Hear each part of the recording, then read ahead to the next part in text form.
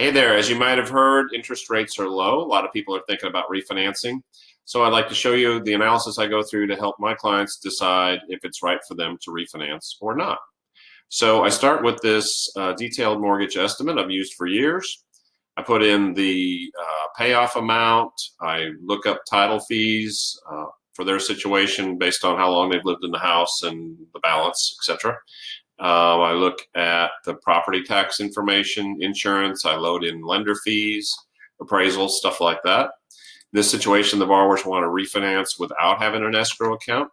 So I boil all these numbers into a new mortgage amount.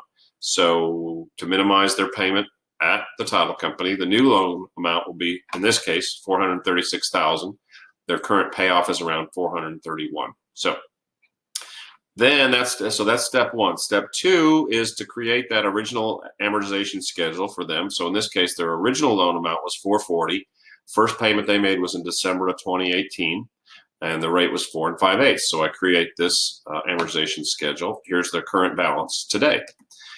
I then create two new amortization schedules for the new loan amounts. So if they do a 436 30-year fixed at 3 5/8, here's what the schedule would be.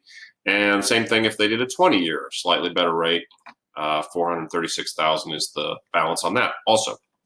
Then I take all the pertinent numbers and boil them back to this little grid so you can compare. On a 20-year, dollars paid over the life, 609,000. On a new 30-year, it would be 715. And on the existing loan, it's 814, but they've already made some payments, so there's still 771,000 remaining. So it still makes sense in the long run to do a 30-year fixed new mortgage versus keeping the existing loan. A couple other important numbers are, what am I going to owe in 5 years from today? So on a 20-year, there's the number 353. On the 30 years, 391. If you keep the same loan just as is, it's 390. So we've almost caught up on the new 30-year to the old 30-year. And then here's the balance in 10 years. Because you want to know, if you sell the house in 5 years, how much you're going to walk away with. Is it going to be worth it? So that helps answer those questions.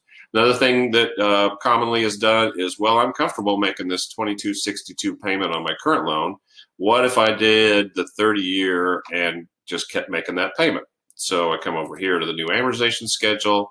I type in, what was it, $22.62.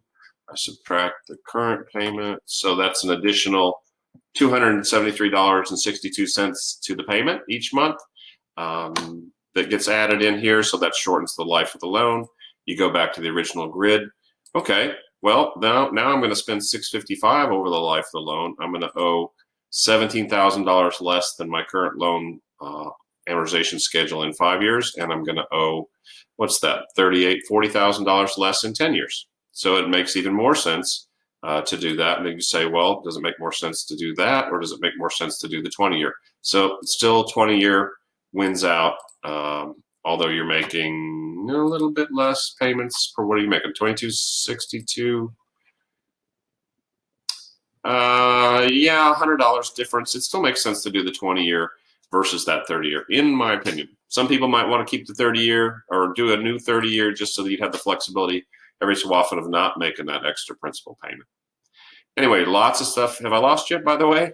Are you falling asleep? Anyway, this is the kind of analysis it takes to go through to really decide if someone's going to, if it's in their best interest to refinance or not.